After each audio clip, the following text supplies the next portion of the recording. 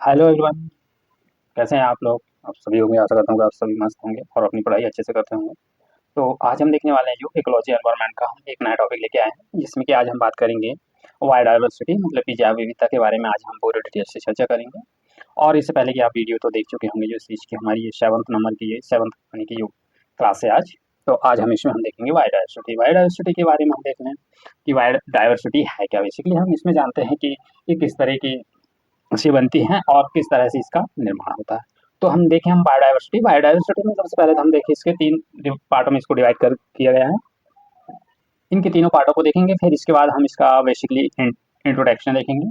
तो इनको 3 भागों में कैसे, जैसे कि हम इसमें देखेंगे फर्स्ट में इसमें प्लांट में दिया गया जो मतलब कि पौधे हैं, और सेकंड में एनिमल है, और थर्ड में इसको सूक्ष्म जीव बोले तो माइक्रो ऑर्गेनिज्म है। ठीक है, तो इनको 3 भागों में बांटा गया है। तो हम इसका अब देखें हम इसका क्या, इसका इंट्रोडक्शन देखते हैं कि भाई है क्या ये।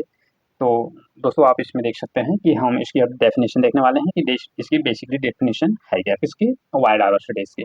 इसको तो हमने देखा कि इसको 3 भागों में बांटा गया है, जो प्लांट है, एनिमल है एंड सूक्ष्म जीव बोले तो माइक्रो ऑर्गेनिज्म। माइक्रो ऑर्गेनिज्म, ठीक है। तो इसमें देखें हम इसका इंट्रोडक्शन मतलब इसका परिचय देखें हम कि परिचय है क्या।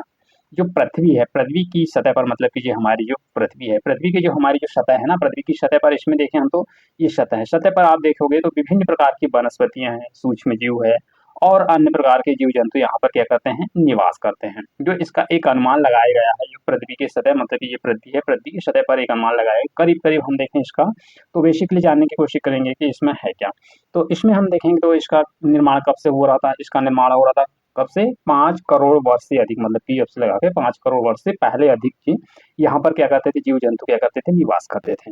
तो इसके अलावा और हम जो निवास करते थे और वहीं पर क्या हो गया, ये जीव जंतु वहीं पर आगे क्या हो गया, मर गए। मरने के कारण वह है क्या वहाँ पर यानी कि जम गए। जमने के बाद हम देखें तो इसमें कि करीब करीब हम देखें जो कि 15,000 इसमें के क्या जीव जो थे पहले, जो 5 करोड़ वर्ष पहले थे, वह क्या हो गए वहाँ पर, यहाँ पर क्या हो गया, मर गए। मरने के बाद क्या हो गया उन पर करीब करीब हम देखें तो 15 ईयर मतलब कि 15 सालों के 15,000 इसमें, सॉरी 15 वर्ष, 15,000 ये वर्ष से हो पता यानी कि जो 5 करोड़ वर्ष से अधिक हो गया। परंतु यहाँ पर क्या हो, यहाँ पर हुआ 15,000 इसकी नए प्रजाति इसमें क्या गई, यहाँ पर खोजी गई। कहाँ पर, जो पृथ्वी के बाहरी सतह पर। ठीक है, तो परंतु इसका औद्योगिकरण जैसे पृथ्वी का धीरे धीरे क्या हो गया, औद्योगिकरण होते गया, होने के कारण क्या इसका विकास कैसे हो गया, धीरे धीरे करके तीव्र होते गया और निरंतर इसमें जो पृथ्वी की जो बाहरी सतह इसका क्या हास हो गया, होता गया मतलब कि निरंतर इसका दोहन होते गए, जिसके कारण ये निरंतर क्या होते गए, इसमें विनाश का कारण बनते गए, जैसे कि हमने इसमें देखा था। अब देखें हम इसकी डिमिलिटी यानी कि यह क्या डेफिनेशन है। ठीक है, तो अब देखें इसकी बायोडायवर्सिटी की डेफिनेशन। डेफिनेशन जानने से पहले इसमें देखें हम कि 3 प्रकार की इसमें देखें हम 3 भागों में इसको डिवाइडेड किया गया है। जैसे कि हम इसमें देखें हम प्रजाति विविधता है और आनुवांशिकी विविधता है और पारिस्थितिकी विविधता, मतलब कि जो प्रजाति मतलब कि जातियां हैं, जातियों के विभिन्न भागों में इसको बांटा गया। अनुवांशिक विविधता मतलब कि जो अपने पूर्व जन हो तो उसी के आधार पर इसको अनुवांशिकता के आधार पर इसके पारिस्थितिकी विविधता, पारिस्थितिकी मतलब कि जो इकोलॉजी का जो विशिष्ट विस्तार है उसके आधार पर बांटा गया। तो हम देखें हम इसको तो जी हमारी हुई क्या, पृथ्वी। पृथ्वी की ये क्या है, बाहरी सतह है। ठीक है, ये पृथ्वी की क्या है, बाहरी सतह है। पृथ्वी की बाहरी सतह होने के बाद सबसे पहले हम इसको किस तरह से इनको डिवाइड किया गया है। तो इसमें देखें हम जो पृथ्वी की बाहरी सतह है इसको 4 भागों में डिवाइड, जैसे कि हम इसमें यहाँ इकोसिस्टम है और यहाँ पर स्पीसीज की डाइवर्सिटी है और जेनेटिक डाइवर्सिटी, मतलब कि इसको कहने का यह हुआ कि ये 4 भागों में बांटा गया है। ठीक है, ये फर्स्ट सेकंड ये 4 है। 4 में प्रत्येक में आप देखोगे तो प्रत्येक में हमको 3 तरह के इसकी विविधता मिलेगी। जैसे कि फर्स्ट में देखिए हम तो इकोसिस्टम मिलेगा, सेकंड में देखोगे तो आप स्पीसीज की डाइवर्सिटी मिलेगी, थर्ड में देखो तो हम इसकी जेनेटिक डाइवर्सिटी मतलब कि जो अनुवांशिकता विविधता, इसके आधार पर आप यहाँ पर देखेंगे कि इनको 3 भागों में डिवाइड करके बदलाया गया। तो फिर इसमें हम देखें, इसमें हम तो इसकी देखें हम जेनेटिक अनुवांशिकता की बाई बेसिकली हम जानने की कोशिश करेंगे कि अनुवांशिक विविधता है क्या और इसको किस तरह से बांटा गया। तो हम यहाँ पर देखेंगे हम कि प्रजातियों की बिल्कुल विलुप्त होने की संभावना, मतलब कि जो प्रजाति हैं वह धीरे धीरे कर कैसे होते गई, धीरे धीरे करके वह निरंतर विलुप्त होती गई। विलुप्त होने के कारण हुआ कि उनका निरंतर क्या, उनका ह्रास होता गया। ह्रास होने के कारण वह जाति धीरे धीरे करके नष्ट होती गई। इसमें देखें हम प्रजाति विविधता जो कि खाद्य श्रृंखला पर उतनी लंबी चलती है जैसे कि पारिस्थितिकी तंत्र का ये स्थायित्व होता है। तो हम प्रजाति में देखें हम प्रजाति विविधता, इसमें तो हम देखें पारिस्थितिक तंत्र की विविधता भी देखें और जैव विविधता की, ये निरंतर कैसी हो जाती है, निरंतर बढ़ती जाती है, मतलब कि नीचे से ऊपर चलते जाती है। इसकी श्रृंखला के रूप में ये निरंतर आगे बढ़ती रहती है। तो हम इसमें देखें, हम इसकी अब देखें हम डाइवर्सिटी, तो इसकी देखें हमने डेफिनेशन देखे किसकी, बायोडाइवर्सिटी की। हम इसको और थोड़ा सा जानने की कोशिश करेंगे कि इनको किसने दिया और किस तरह से इनका विस्तार किया गया। फर्स्ट में देखें हम तो जैव विविधता की परिभाषा कब 1992 में संपन्न हुई, जो कि कब, जो पृथ्वी का जो विश्व का शिखर सम्मेलन हुआ था कहाँ पर, के तहत जैव विविधता जिसको 3 तरह से बांटा गया था, मतलब कि जो 1992 में इसकी जो जैव विविधता की परिभाषा दी गई थी, जिसमें कि कहाँ पर पृथ्वी का जो शिखर सम्मेलन हो रहा था उसमें 3 प्रकार की बायोडाइवर्सिटी के बारे में बात की गई थी। कौन कौन सी थी इसमें, आनुवांशिकता और प्रजाति और पारिस्थितिकी, जैसे कि हमने बेसिकली हमने पहले ही इन तीनों को देखा था। तो अब एक एक करके हम इनको जानने की कोशिश करेंगे कि ये तीनों है क्या और किस तरह से इनका निर्माण हुआ और इसको हम किस तरह से देखेंगे। ठीक है, तो हम देखें इसमें तो जो किसी भी प्रजाति का केंद्र वो विविधता उतनी अधिक होती जिसकी जो प्रजाति है तो वह विलुप्त होने की संभावना उतनी कम, मतलब कि कहने का यह हुआ कि जो जाति जो केंद्र पर जितनी अधिक होती है, मतलब कि ये क्या हुआ, ये केंद्र हुआ, ठीक है, एरिया है, ये क्या केंद्र हुआ, यहाँ पर जितनी भी जातियां हैं, जो जातियां यहाँ पर अधिक होगी तो उनको विलुप्त होने की संभावना क्या होगी, वह निरंतर कम होगी। और यदि निरंतर कम होगी तो उनकी संख्या क्या बढ़ती रहेगी, किसकी, प्रजातियों की। और ठीक इसी तरह होता है जिस तरह की इनको विलुप्त होने की संभावना उतनी ही निरंतर कम होती रहती है। ये देखा हमने आनुवांशिक विविधता के आधार पर। अब देखें हम तो इसमें प्रजाति विविधता की, भाई प्रजाति विविधता में किस तरह से इनको डिफाइन किया गया है, और इसमें डिफाइन के साथ साथ हम इसमें भी जानने की कोशिश करेंगे कि इनको किस तरह से डिवाइड किया गया। तो हम देखते हैं इसमें कि इस अर्थ की पारिस्थितिकी तंत्र में पाए जाते हैं, पाए जाने वाले किस क्या थे, इसमें विभिन्न प्रकार की वनस्पतियां तथा जीव इसमें अत्यधिक मात्रा में संख्या में होते हैं। मतलब कि यहाँ पे क्या होता है, यहाँ पर वनस्पति भी मिलेगी और क्या, इनकी जीवों की संख्या भी सबसे अधिक है। तो इसमें इसकी संख्या क्या हो, इनकी संख्या जितनी अधिक होती और जैव विविधता उतनी अधिक होगी, मतलब कि जीवों की संख्या निरंतर जैसे बढ़ती जाएगी तो उनका विकास और उनकी जैव विविधता भी क्या होती जाएगी, बढ़ते जाएगी। और अधिक संख्या होने पर इसमें खाद्य जो इसकी खाद्य श्रृंखला निरंतर कैसी होती जाएगी, जटिल होगी। मतलब कहने की यह हुआ कि जैसे कि हम देखें ये एरिया हुआ, ठीक है, यहाँ पर रहने वाले जीव जंतु की संख्या सबसे अधिक है, ठीक है। सबसे अधिक होने के कारण यहाँ पर खाद्य श्रृंखला यानी कि उनके भोजन के लिए पर्याप्त नहीं हो पाएगा, पर्याप्त नहीं होने पाएगा तो उनको भोजन की आपूर्ति नहीं हो पाएगी। तो इस तरह से वह यहाँ पर नहीं होगी, इस वजह से क्या करेंगे, यहाँ पर रहने वाले जीव थोड़ा थोड़ा इसके बाहर भी जाने की कोशिश करेंगे जिससे कि उनकी खाद्य श्रृंखला पर्याप्त मात्रा में उनको भोजन मिल सके। और यदि नहीं जाएंगे तो वहाँ क्या इसकी श्रृंखला कैसी हो जाएगी, यहाँ पर जटिल हो जाएगी। मतलब उनको सभी जितने भी जीव जंतु निरंतर संख्या बढ़ रही है ना, तो उनमें क्या होगा, उनमें यह होगा कि उनके भोजन की निरंतर कमी होती जाएगी। तो इसको आप यहाँ देखा, ठीक है। तो अब देखें हम इसकी प्रजाति विविधता, प्रजाति विविधता के बारे में देखें, इसका तात्पर्य क्या है, यह भौगोलिक क्षेत्र की पारिस्थितिकी तंत्र में अधिकतम संख्या से, मतलब कि ये भौगोलिक क्षेत्र है, इसकी अधिकतम संख्या होने के कारण है। जितनी संख्या अधिक होगी पारिस्थितिक जैव विविधता उतनी अधिक होगी। तो स्वाभाविक तौर पर आप देख भी सकते हो कि यहाँ पर क्या है, यहाँ पर जो जीव जंतु रह रहा है, ठीक है, यहाँ पर की उनकी संख्या अधिक होगी तो उनकी जैव विविधता भी कैसी होगी, अधिक होगी। तो जैसे कि आप यहाँ पर देखा आपने कि जो जीव जंतु है उनकी संख्या भी कैसी होगी, अधिक होगी, निरंतर बढ़ती जाएगी, ठीक है। तो इसमें आप यहाँ देख भी सकते हो। और फिर हम इसमें देखें जैव विविधता की इसकी प्रवृत्ता देखें, हम इसकी प्रवृत्ता है क्या, बेसिकली हम जानने की कोशिश करेंगे कि जैव विविधता की जो प्रवृत्ता है वो है क्या। तो उसमें हम देखें इसमें कि जैव विविधता की प्रवृत्ता के बारे में देखें हम कि वो है क्या, तो उसमें हम जानने की कोशिश करेंगे कि इनका निरंतर कैसे कैसे विकास होता है और जैव विविधता की इसकी ढाल का क्या, इसमें विभिन्न तरह, जैसे कि आप करंट की सिचुएशन में भी इसको कनेक्ट करके आप वहाँ देख सकते हैं कि करंट में इसमें न्यूज़ क्या चल रही है, न्यूज़ को उसमें कोरिलेट करके आप यहाँ से पढ़ सकते हैं।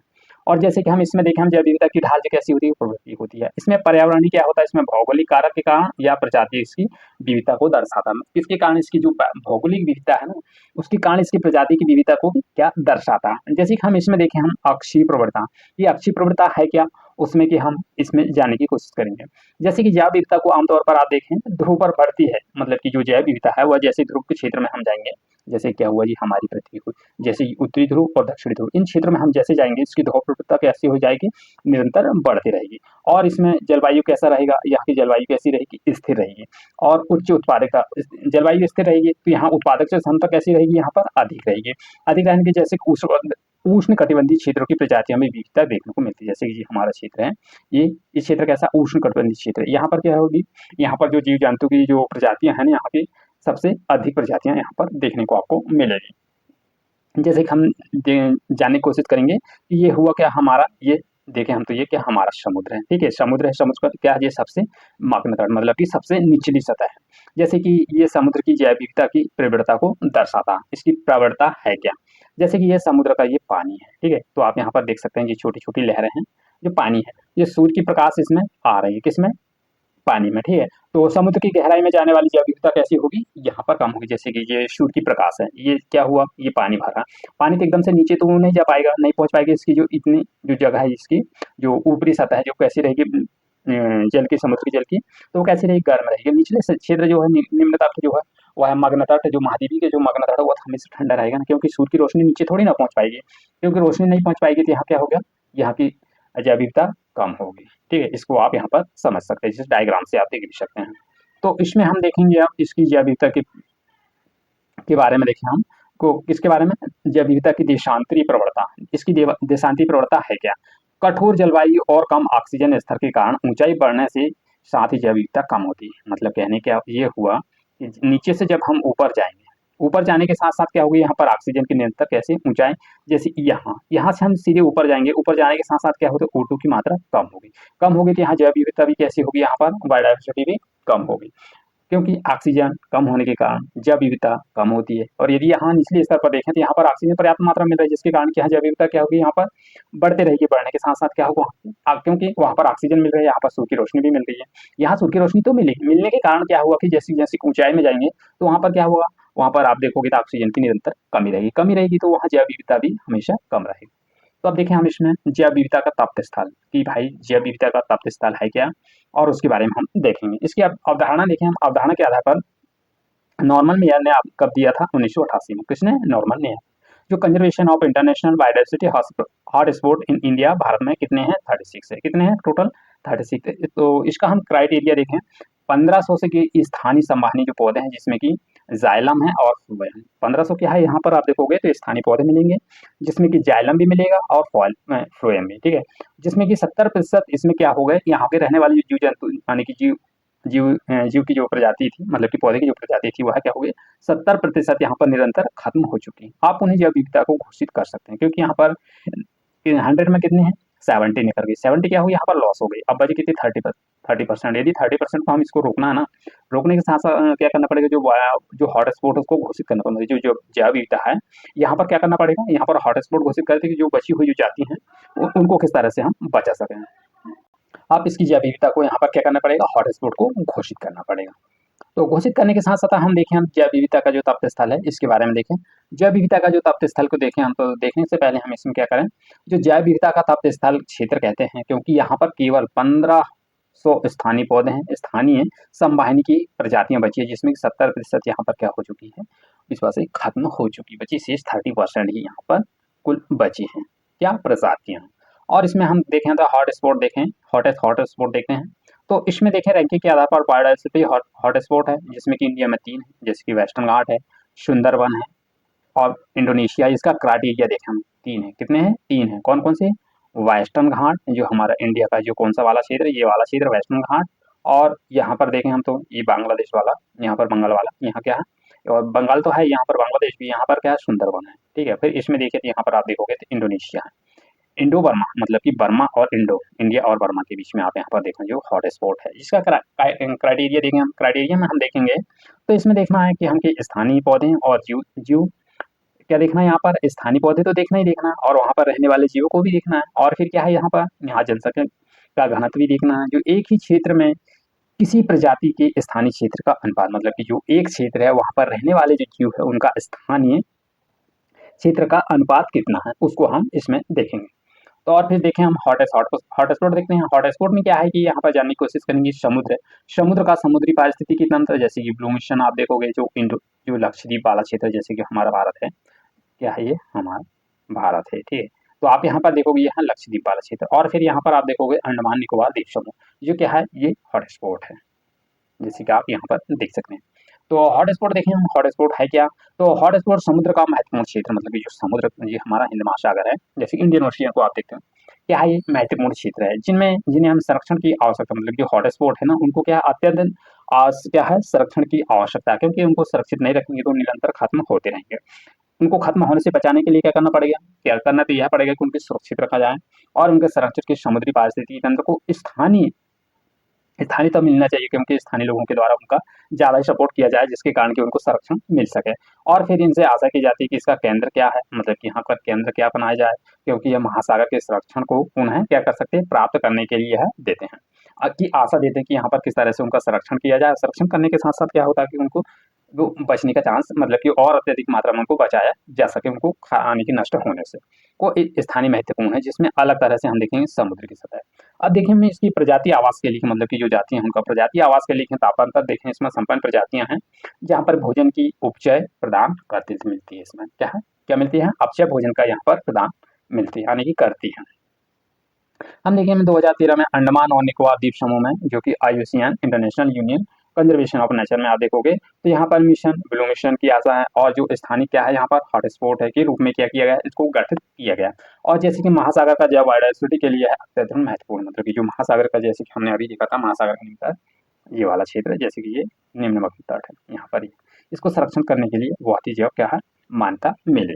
जैसे कि हॉटस्पॉट देखें हम, हॉटस्पॉट तो ये होगा, ये क्राइटेरिया रखा गया है इसमें हॉटस्पॉट को बनाया गया है जिसमें प्रायद्वीपीय है, हॉटस्पॉट है और फिर इसका द्वीप समूह है, इसका समूह मतलब इसका ग्रुप दिया गया। अब यहाँ देखें हम स्थलीय पारिस्थितिकी तंत्र और जलीय पारिस्थितिकी तंत्र क्या है, स्थलीय पारिस्थितिकी तंत्र देखेंगे और जलीय पारिस्थितिकी तंत्र, इसको दो भागों में डिवाइड किया गया है। इसको हॉटस्पॉट जो जितना भी दिया गया जो क्राइटेरिया का जो हॉटस्पॉट है उनको दो भागों में डिवाइड किया गया, स्थलीय पारिस्थितिकी तंत्र और जलीय पारिस्थितिकी तंत्र। अब देखिए हम तो इसमें देखेंगे बायो यानी कि बायो जैव विविधता के नुकसान की, बायो जैव विविधता को इससे क्या नुकसान होते हैं। हमने इसको दो भागों में डिवाइड किया था, कौन थे, जलीय स्तर पर और स्थानीय स्तर पर। ठीक है, तो अब इसके आवास के हम इसके नुकसान के बारे में देख रहे हैं कि उस ये नुकसान है क्या।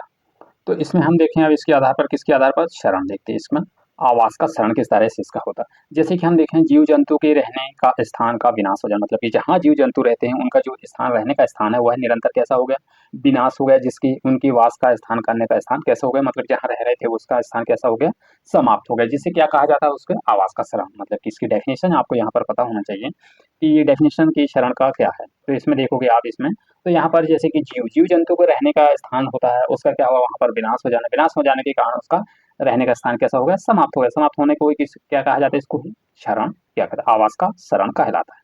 ठीक है, तो आप यहाँ देख सकते हैं। फिर इसमें देखें विदेशी प्रजातियों का आक्रमण, मतलब कि जो बाहर के देशों के द्वारा लाई गई जो जाति हैं वह निरंतर किसका उनका अत्यधिक मात्रा में बढ़ जाने के कारण वह जो जो स्थानीय जो पौधे हैं उसका क्या हो गया, वहाँ पर समाप्त हो गया। जैसे कि हम देखें इसमें इनमें विदेशी प्रकार के पौधे ज़्यादा मात्रा में होते हैं। एग्जाम्पल के हम देखें, एग्जाम्पल के तौर पर आप देख सकते हो कि यूकेलिप्टस मतलब कि नीलगिरी का जो पौधा है वह पारिस्थितिकी तंत्र के लिए आतंकवाद है, मतलब कि यह अत्यधिक मात्रा में बढ़ने के कारण जो स्थानीय पौधे के क्या हो गया, यहाँ पर समाप्त हो गया।